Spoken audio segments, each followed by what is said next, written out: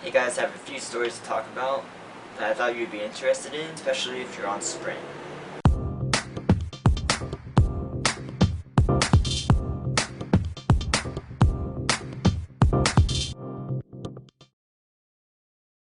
Sprint has announced they're going to be developing a 4G LTE network next summer, mid-2012.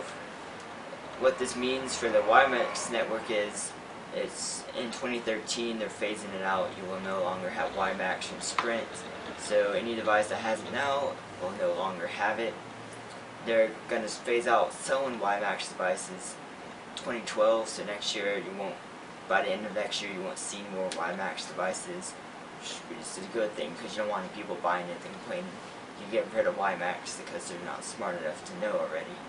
But they should have LTE devices, I would assume, out by mid next year as well if you want that. And I would assume if Apple doesn't put LTE in their next iPhone, then that's a very big deal, and I couldn't believe that. So I would assume LTE for AT&T, Sprint, and Verizon for the iPhone next summer, and that matters. So if you like Sprint, it's good news for you, because you can get, right now they're still doing the unlimited plans, and if you want to get on an unlimited plan, and Sprint's the only way to go right now.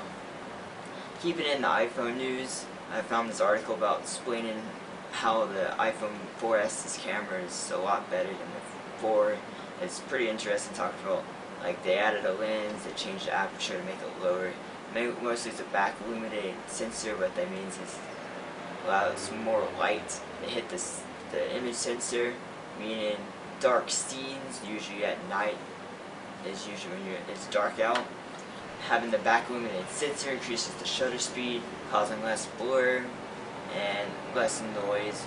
If you know what digital noise looks like, it's the little specks of black fuzz of your image when it's a high ISO image. But I thought that was a pretty cool article. That's linked below so you can see it, as well as the other links to articles I've talked about. Last but not least, if you want the iPhone 4S and you didn't know already, you can pre-order that starting today. I actually did it 3 a.m. this morning because I'm that type of nerd, geek, whatever you want to call.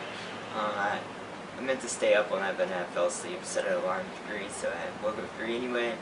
And for some reason it was still allowed me to do it before 3, but I was messing around with options, so I didn't get it until after 3 o'clock anyway. But I didn't see any problems with Verizon's website. It seemed like there were errors or AT&T's and Sprint's or whatever to pre-order Apple's website. It seemed to have issues pre-ordering the device. But if you're not getting an upgrade price, the 64 gig is what I got, is $850. That's a lot. Upgrade price is what I got, $400, which I thought was a fair price for 64 gigs, and I'm going to keep this for a while. And I just wanted to tell you that. If you have any questions, comment below, and I'll be seeing you on Monday.